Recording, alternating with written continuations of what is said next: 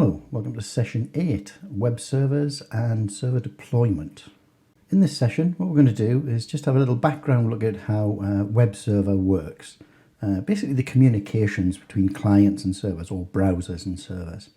Then we're going to look at the header component of HTTP to see what information's in there and how we can use that in these environments. And then what we're going to do is we're going to move on and look at Apache 2. Which is the selected version of a web server environment that we're going to use. We're going to look at its basic installation, a very simplistic configuration, specifically more about how it's configured. We're going to be tweaking it a little bit, but predominantly it's just where the configuration components are. We're then going to look at how we can take this web server and put it into a large corporate deployment to provide us with high availability systems. So this is just the introduction to it though, it's not the full deployment. We're just going to look at how we get the initial servers deployed and how we actually get connected to each of those servers. Then what we're going to do is we're going to look at how we manage the actual Apache daemon. Because when we start moving into dynamic applications, there are certain things we need to take into consideration and there are tools there to help us do that. Then we're going to look at how we can do multi-tenancy, and we're going to do that. There's two ways we can do it. We can do it using virtual hosts, and we can also do it using user-based websites.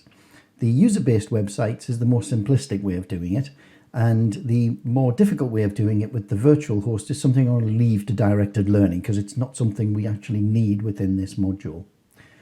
Then what we're going to do is we're going to look at how we can take these simple HTML flat websites and then turn them into dynamic websites, and then we'll finish off just by sort of putting the whole thing together to give you an idea of how it would all be potentially deployed for an organization. So let's start off. What is a web server? Well, in effect, a web server basically serves web pages or HTML. The way it works is a browser, we would put in here probably a URL and we would be directed to a website. So we would go to that website and recover the page.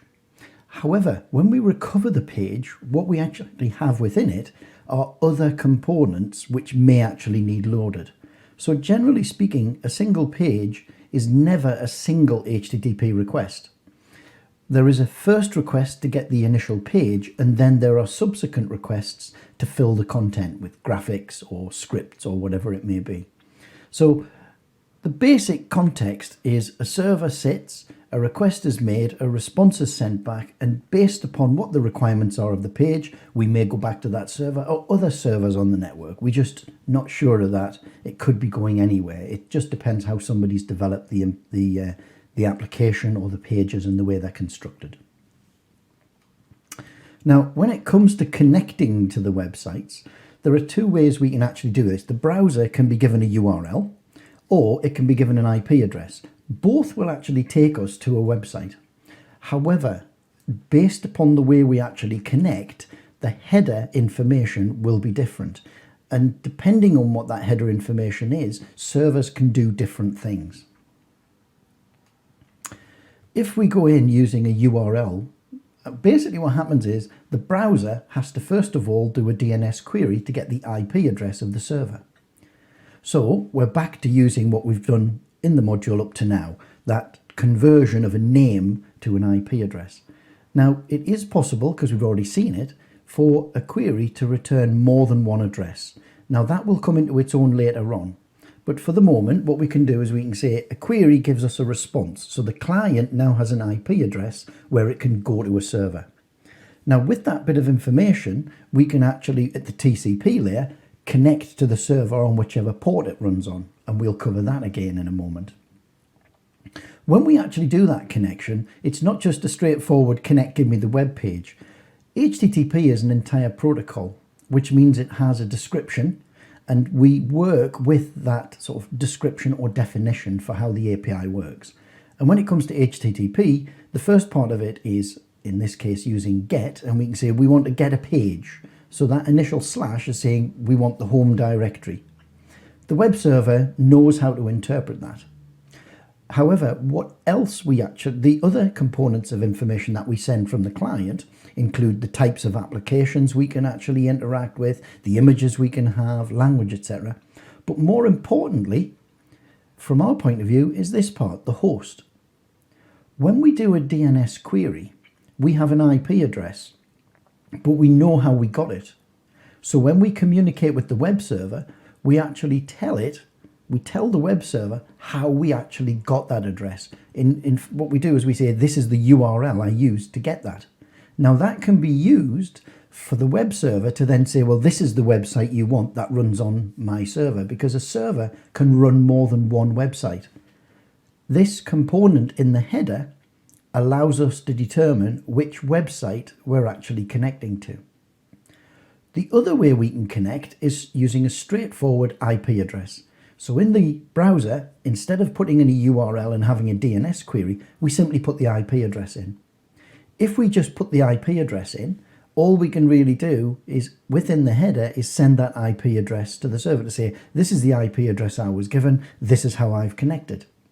In this case, what the web server can do is it can say, well, I don't know exactly which website you're looking for, but I have this default one, and there you go, you can have it. Now, that said, if you only have the default website set up on a server, irrespective of whether you send the URL you used to get there or just the IP address, you would still get the same website. But having that bit of extra information allows the server to have a bit extra functionality. Now, I've specifically started talking about Apache. Now, why would I talk about Apache? Why am I going to use Apache in this module? Well, the reason for that is, if we have a look at Netcraft do surveys on the internet. And when they looked at the marketplace for us, we don't have to do it, they do these surveys, they found that over the years that Apache has been the very, very dominant server technology out there. Now, what's happened over the recent years, as we can see, since round about, well, almost, I would say probably about 2011, what's happened is all these different technologies that we have slowly started to converge. Obviously, some of them have drifted away, but the main contenders, their share of the market is almost started to converge. That's because HTTP is a well-known technology now as a protocol, and the functionality provided by all these different systems is becoming much of a muchness, really. They're all providing very, very similar features and functionality. So their popularity is sort of converging, but Apache still seems to be the predominant. Now, basically, being the predominant one was identified by Netcraft because they looked at the top 1 million active websites. Now, these aren't sites that are just brought up by accident. These are actually running from domains that have been set up and are actively in use. So they're not just development environments, these are production environments. And they found within the top 1 million sites that Apache was actually the most dominant. So if we look at that graph again, we can see that it's up here. They've got well into the 30+% of the marketplace. Now, Apache is often used if you're looking for Apache and how it works. Another way you can actually get information on it is Apache is very often used in what we call a LAMP environment. Now, in this part of the module, we're only going to be looking at the 3 components of that. We're going to be running Linux because we're using a Ubuntu server. We're going to use Apache on the machine because we've already determined that it's well used within the marketplace. The other one is MySQL, which is the database component. That's going to be later in the module. And then the dynamic component is going to be some kind of scripting language. And for this module, we're just going to touch on a tiny, tiny little bit of PHP. But generally, when they say programming language, they generally mean either something like Perl, PHP, or Python. So the acronym LAMP tends to refer to this standard kind of environment for delivering web services to either an intranet or the internet. So how do we get this Apache up and running for us to start using it in our builds? Well, it's actually already in the repository, so don't forget about the update and upgrade to keep your machine up to date. Interestingly, we're just doing it on our machines that we're working on. That's because they're really just test beds. if you were working in a production environment, you would generally have a test environment where you would do all of this before you did it on live machines, just to see what the issues and problems may be. But what we're going to do is we're just going to do a straightforward install on our machine and get going, and we'll update it regularly. If you use the apt, which is the package manager within Ubuntu, if you go apt install Apache 2, obviously using sudo because you need to have super user privileges, hit the return key, you'll get a whole list of operations that are being carried out by the package manager to do the installation, and then right at the end it stops. When it stops, if you actually go and put the IP address of your web server in that you've just been working on, you will find you get this straightforward introductory basic page on your server which you can view. By seeing that page, you know Apache is running because that's how it was served up. There's a couple of interesting things on this page. One of them is we'll see the Ubuntu logo, very kind of them. We'll see that it's the default page, but it also tells us where this file is located on the server.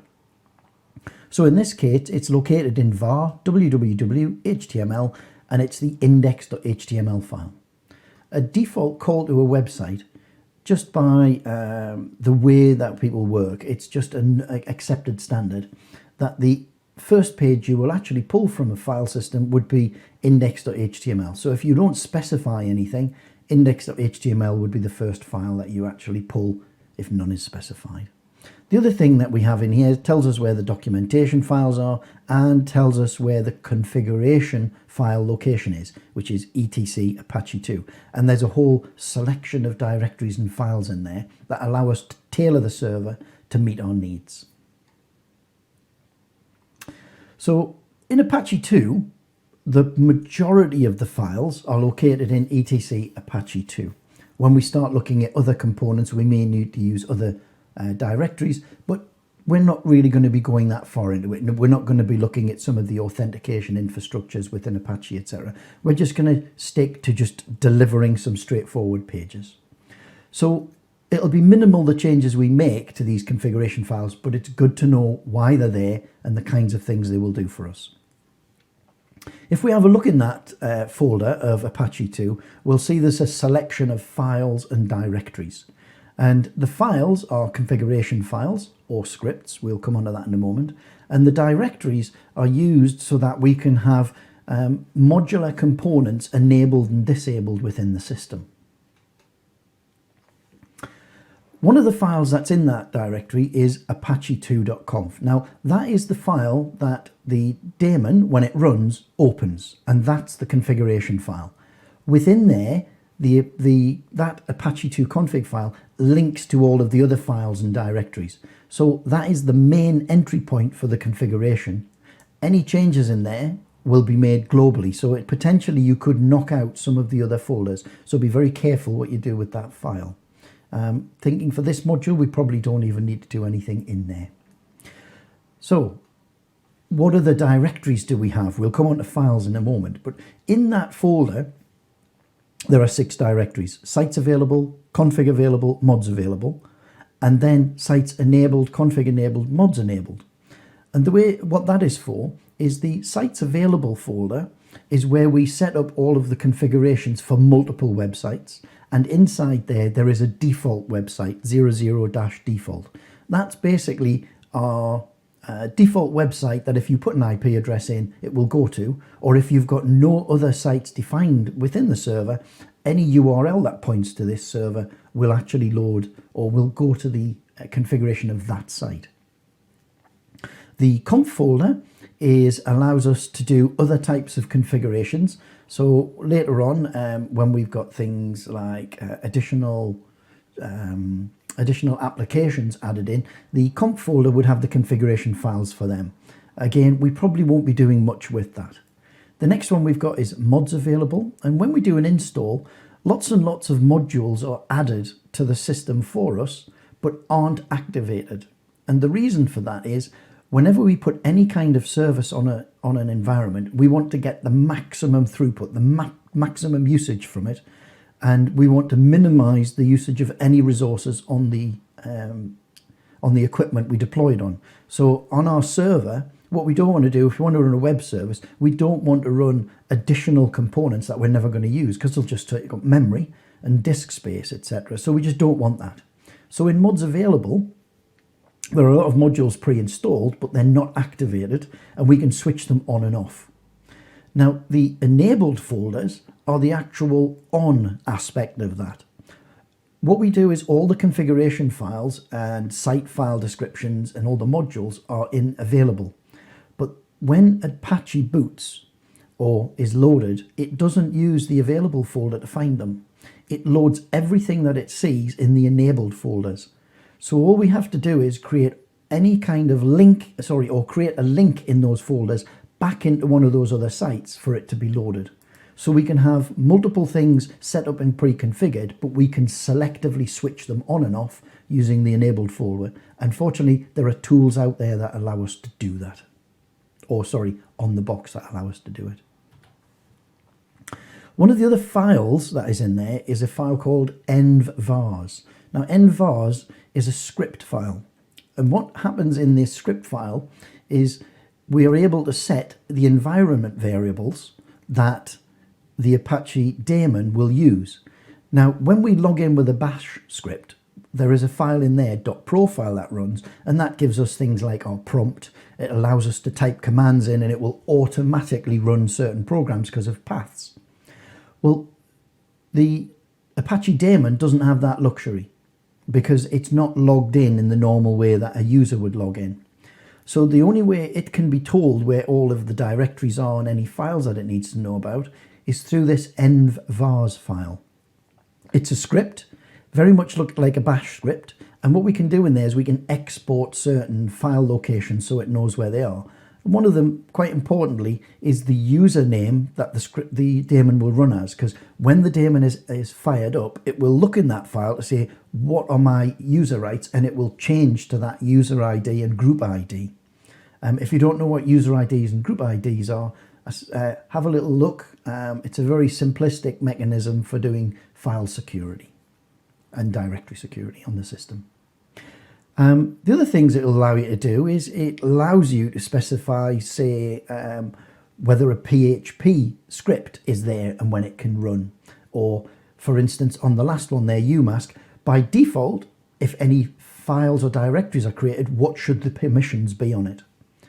So what you end up with is a file that's something like this, whereby what it does is it runs through at load up, and it will say who the user is, which group it is, where to store the process ID file, because once the program is running, you need to be able to reference process ID to sort of like start it up or shut it down. Although we'll be looking at some tools that allow us to do that in a much more controlled manner. And right down the bottom here, I've put in UMask, and that's just so that the Apache server, when it creates files, has read-write permissions. The mods available contains the modules, but also contains the configuration files for them. And not all modules will have a configuration file. It'll be just something you would load. The kinds of modules we're talking about are things like, say, mod redirect. And the type of operations that will do is when somebody connects to the machine with a URL, it will look at that URL, process it to see if it actually needs to redirect to somewhere else on the machine. So obviously there's an overhead there because there's a step or process step when a URL comes into the machine. So if you're not going to use that facility, you don't enable that module.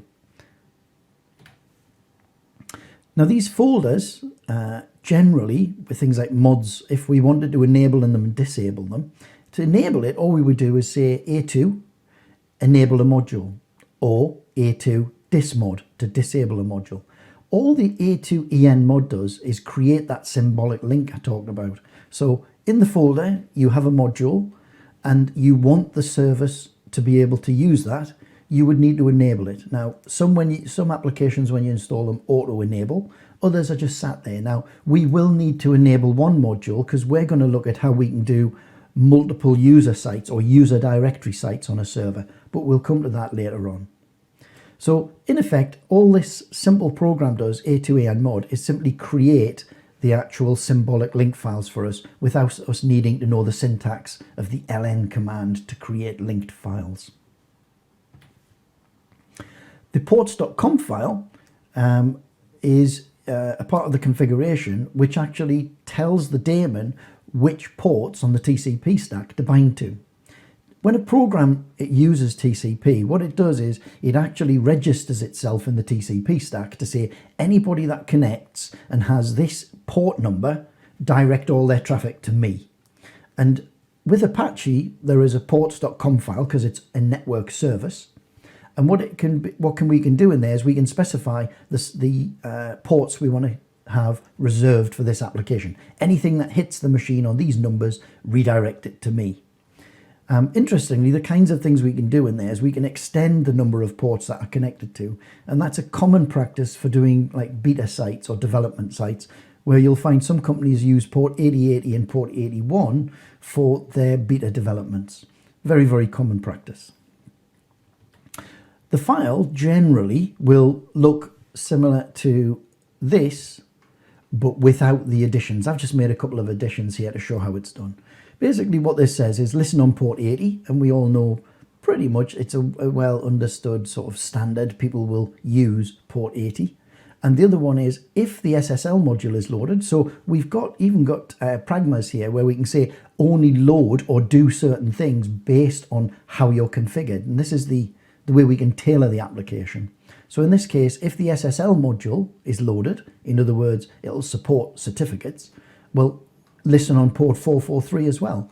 So it will do this automatically. It will listen on port 80, and if we add in the SSL module, it will automatically open up or reserve port 443 for the web server as well.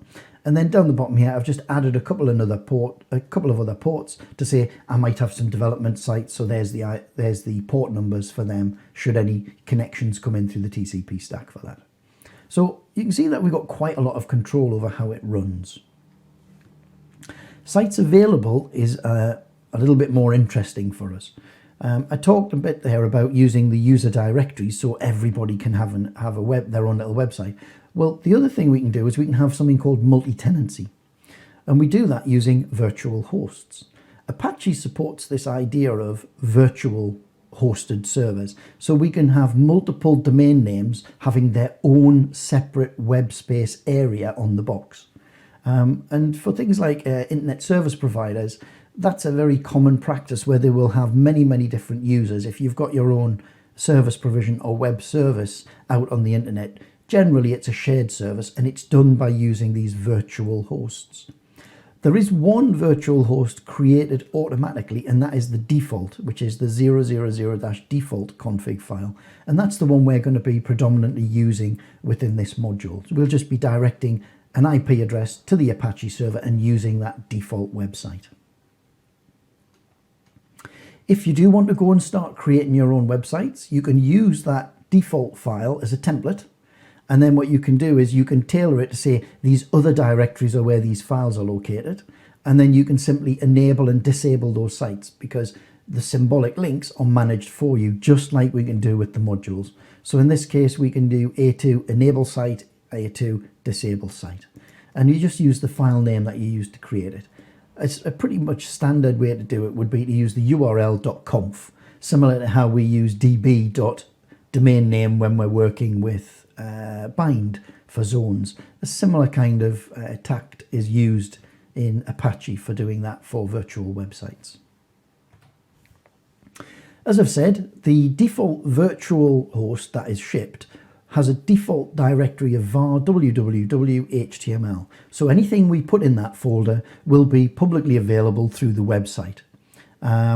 It's a useful way to do it because obviously we can now use that as a template for creating more. So anything you put in there becomes the website. Initially, when you do the install, that will only support basic HTML websites. It won't support any kind of dynamic website with things like PHP. That's something we have to add in separately. So the default file, which is this virtual machine, means anybody who connects to this machine will automatically go to that website. It's located, the available file is located in, the configuration file is located in sites available, and it's usual, it can change, is 000-default.conf. So in there, basically is the directives to say which folder is available and the access rights to it as well. As I say though, there's minimal things we're going to need to change because we're just going to set this up as a corporate infrastructure, put the files in and see it working. Now, when I said we can support multiple websites, I've mentioned both of them already. Virtual host is a way of multiple URLs, and user-based is a single URL, whereby what we're going to do is each user gets their own little subdirectory almost on the server. We will only be covering user-based multi-website support. It's the kind of thing you would use in an intranet. The two infrastructures we're going to look at are small-based intranets using user-based sharing, and then corporate by using load balancing. And we've touched a little bit on load balancing already when we looked at how we can have one URL having multiple IP addresses earlier in the module. So the default virtual host gives us a single site. The DNS can resolve to an IP address or multiple IP addresses, which is part of the load balancing issue. In the DNS server, we saw that we could set up multiple IP addresses for one URL, and we would get that list of addresses. Modern browsers are quite advanced nowadays, and if we do a query through using the URL and it gets multiple IP addresses, the way it will work is that it will take them in the order they're given. It will take the first one and try and connect to the website. If that works, you will then use that IP address for the rest of the communications. If that first address fails and it tries to do a connection to the server and it fails, it will move to the second IP address and try to connect to that server. Now, we can cash in on that. We can cash in on that because what it's actually giving us is the opportunity to set up multiple servers that give us fault tolerance. So you can set up a server, or you can set up a website on 3 servers, and if any of them goes down, the browser will always be able to get to at least one of them.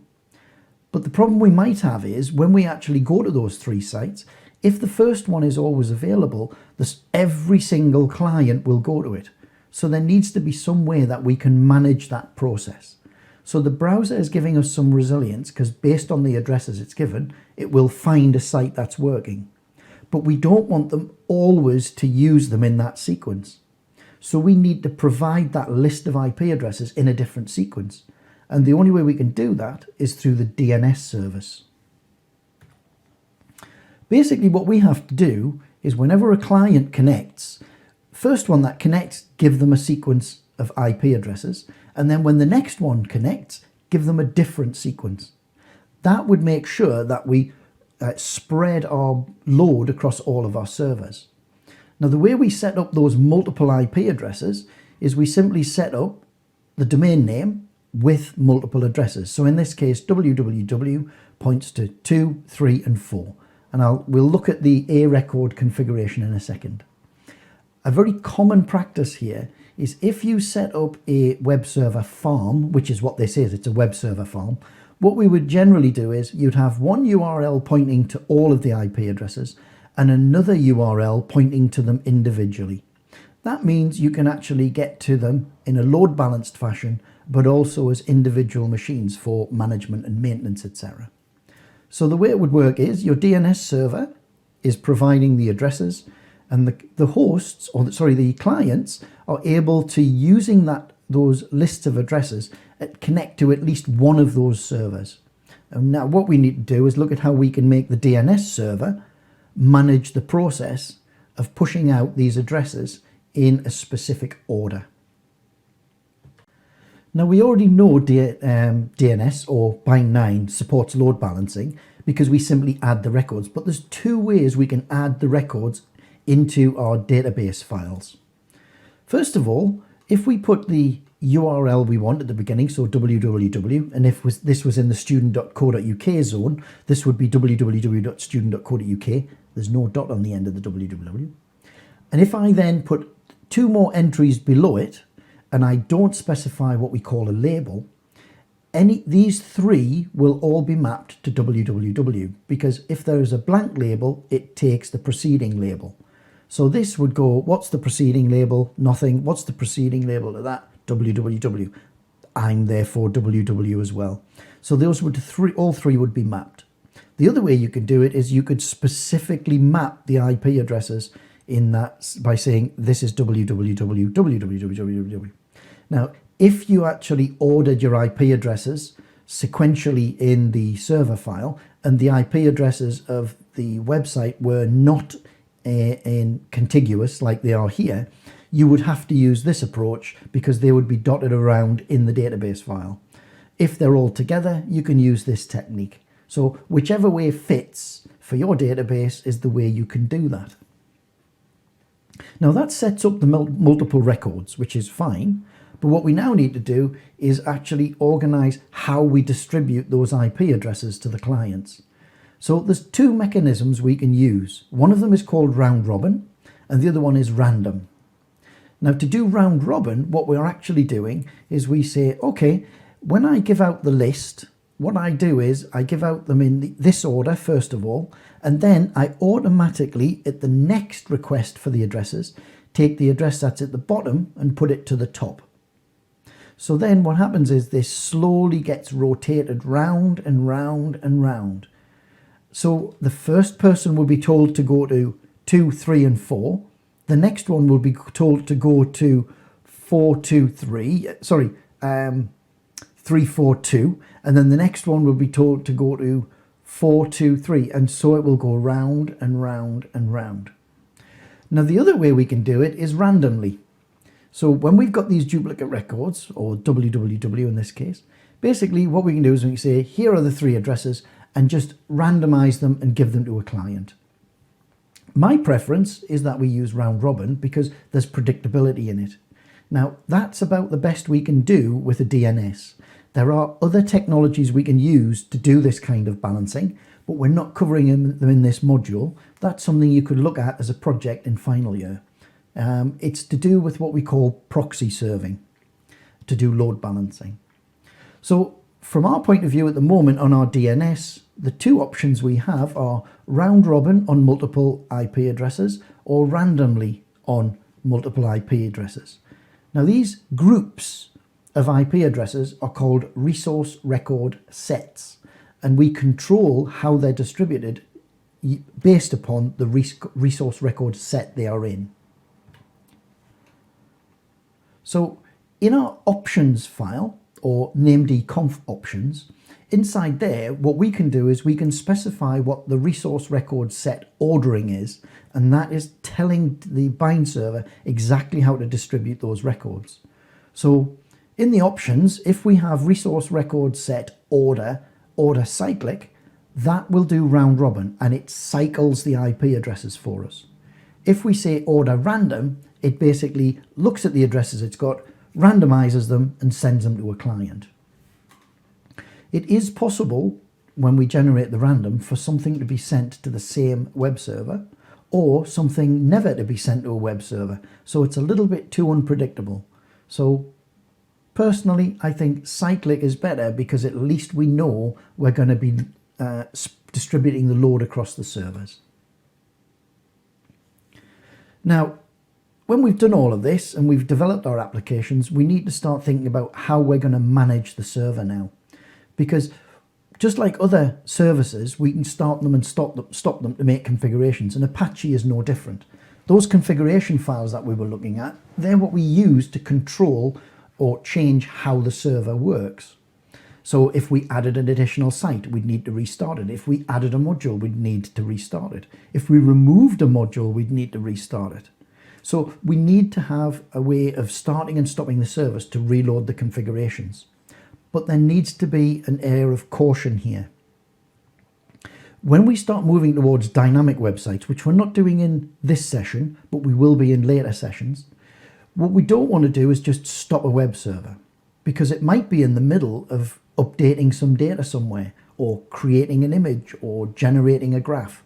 For whatever purpose, it may be doing something that takes a period of time. So just shutting a server down would not be the way to do it. We can use the normal systemctl mechanism. So we can say systemctl start Apache 2, systemctl stop Apache 2. that would work perfectly well. It will stop the service, it will start the service. But if you use systemctl stop, you literally crash out the service. You literally say, stop now. Whatever you're doing, stop. And that's when a problem can arise. Fortunately, there are tools to help us with this. There is a tool called Apache CTL. So instead of systemctl working at the daemon level, what we have is Apache CTL, which rather than just shutting the program down, communicates with the program. And what it will do is this tool can be used just the same as the shutdown command. So if we go Apache CTL -k stop, it's just like we were shutting the daemon down like we saw in the last slide. Literally stop, which may not be a good idea. The better option we have with Apache and Apache CTL is the graceful stop option. -k graceful stop does something slightly different. Apache runs by having many processes running, and each of those processes have potentially a transaction within them. When you connect to Apache, you connect to one process, which is then duplicated to then run the application. If we say stop graceful, what we actually do is tell the main process, don't accept any more connections. So it will stop accepting connections and it won't create any more processes. But what it then does is it sits and waits for the other processes to terminate naturally. In other words, it shuts it down gracefully and allows the transactions to stop. And then eventually, when all the transactions have completed and everything is in the correct state, all of the processes will shut down. Now, you could restart it using systemctl, because obviously if there's nothing running, there's nothing to damage. But Apache CTL can also be used to start up the Apache process. So it can be used to shut it down forcibly, start it up, and shut it down gracefully. So that's always the best way to actually bring down Apache if you're running dynamic websites. Okay, we've already said that if we make changes, we need to restart Apache. But obviously one of the problems we might have is, let's say we are running a highly active system and we can't really afford downtime, but we need to make changes. Well, we've used Apache CTL to start and stop and gracefully stop. But there is a way we can actually make it restart without actually fully shutting down the service. What we can do is we can gracefully restart the service by using Apache CTL -k graceful.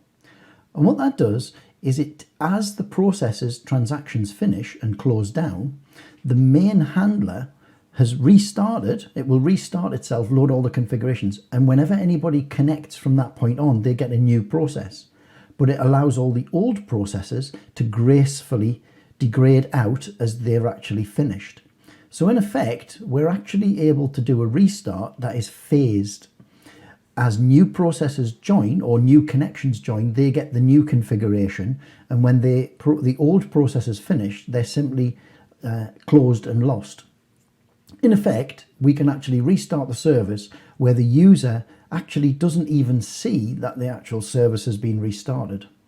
So this is quite useful, as I say, if you have a highly used service. And if we think about some of the financial systems that are out there, if you think about places like Amazon and the like, where they really don't want to have any downtime because downtime costs money, this technique would allow you to simply keep the service running while actually implementing upgrades. So the last component we have on the Apache CTL, obviously there's a lot more it can do, but from our perspective is we can actually do graceful restarts. So if we just flick back, what have we got? We can actually start and stop, and we can gracefully stop, and we can gracefully restart the service as well, so that we actually don't see any downtime whatsoever. So we've got quite a lot more control than just starting and stopping the service. That was all we would get with systemctl. Now, when it comes to starting and stopping modules, there's a lot of things we can do. For instance, we may want to have things like PHP support, which is a module. and we would want to actually enable it and disable it. We also might want to use some kind of authentication like MySQL instead of the basic authentication that's built in, say. Or we might want to enable or disable the per user website support. Well, all of these processes we can actually manage as modules by actually switching them on and off. Now, when it comes to PHP, when we install PHP, it's automatically enabled. But when it comes to multi-user sites like per user, it's installed by default but is disabled. So we need a mechanism to start and stop these modules as and when we require them. As we said before, we've got A2enmod and A2dismod. So if we wanted to enable PHP, say it had been stopped for some reason, we can re-enable a module by simply going A2enmod and enable it. More importantly though, from our perspective, what we want to be able to do is we want to use A2enmod to enable user directories, which we'll cover in a moment. The other thing we can do is A2dismod.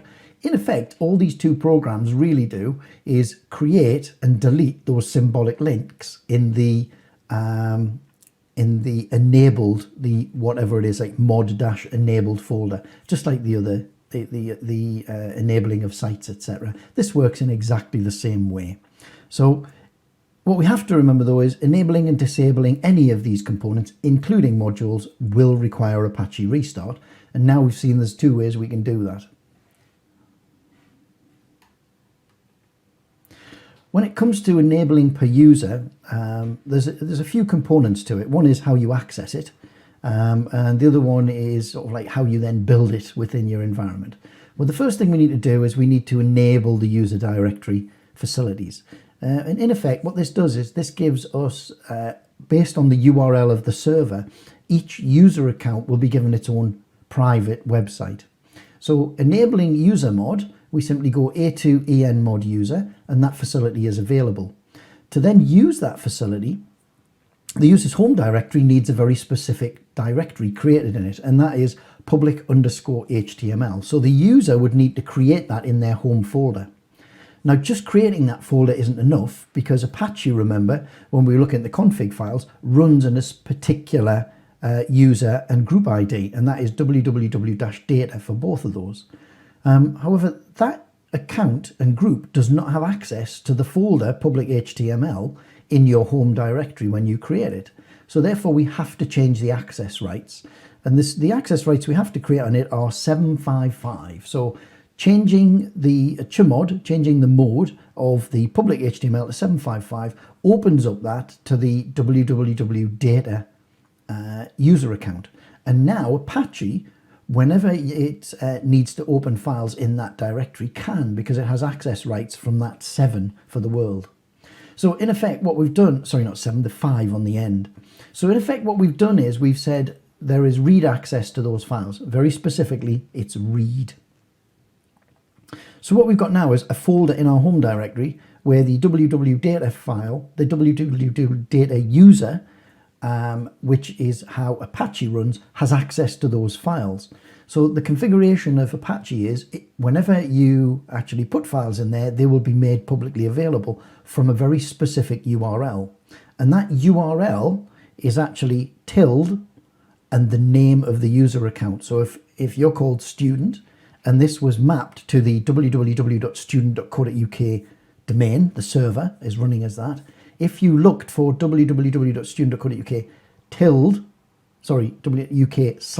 UK/student, Apache will look in your home directory's public HTML directory for index.html. So those two commands will create the folder and will also give Apache access to that folder to start serving files. The only thing you can put in those files at this stage would be HTML files, which will be served. One thing you have to remember, if you're going to be putting in users, per user websites, and you want to create and then make them available, you must do so by restarting Apache. This is a configuration change. So for it to take effect, Apache must be restarted.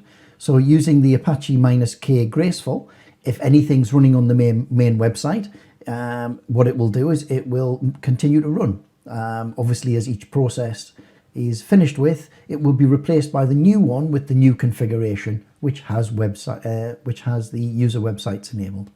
And as I said, the way you would access that once it's actually created is by putting in the full URL and then putting in /tilde and the name of the user account. So for the student account, that will be ~student.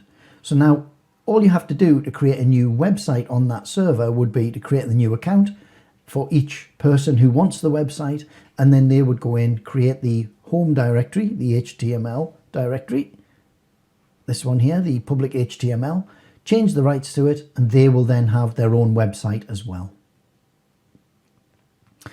Now, the main website that we've got on the site, let's say we were building this intranet server.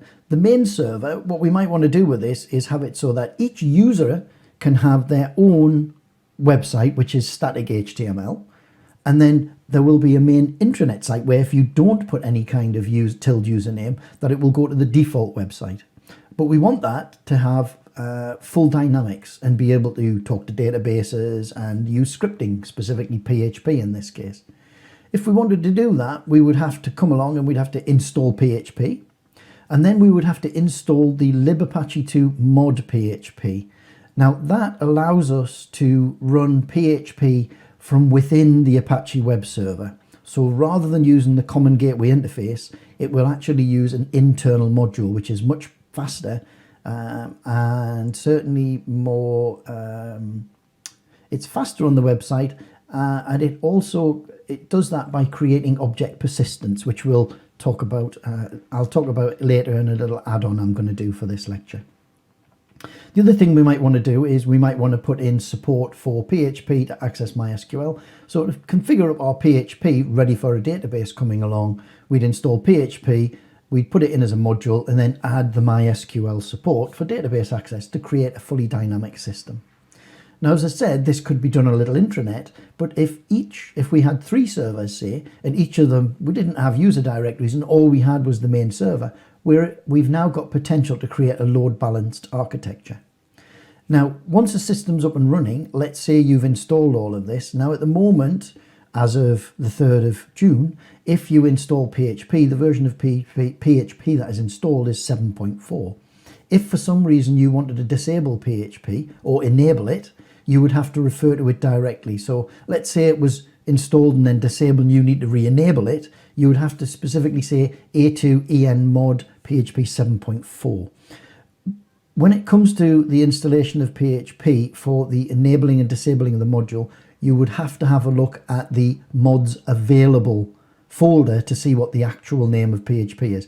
For some reason, it doesn't just go by PHP, it actually goes by the version number. As I say, if you do that and you enable modules, don't forget to restart. Once PHP is installed, one of the things we can actually do is start checking some facilities. Now, let's say I was wanting to restart the module and I didn't want to have to go into that folder to look it up. If from the command line I type in php-v, that will actually tell me the version of PHP that's running.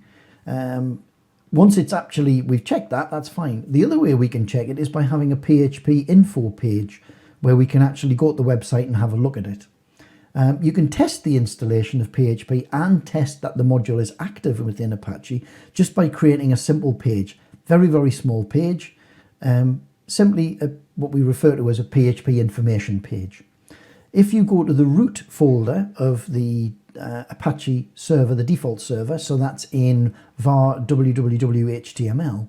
If you create a little info.php file, and all you have to put in it is the PHP tags, and within it put in PHP info as a function, that function generates an entire information page about your PHP installation. So always a good idea when you're building your servers to stick one of those in and just do a quick test by going to that page to make sure it actually executes the script. When it executes the script, as I say, you get a full information page, and as we can see here, it tells us Linux versions and all sorts of things that are running, but also the PHP version, which is 7.4, and that is a 0.3, so it's like a subversion. But that's PHP version 7.4. And it tells us various other folders where things are located on the server, should we need to have a look at them. Now, when it comes to the the per user directories, one of the things you're going to find is that per user has HTML only by default. There is a way to change it, and I do suggest you have a look at that because it's quite a handy feature, but you can actually switch it on individually for individual users, which may be necessary.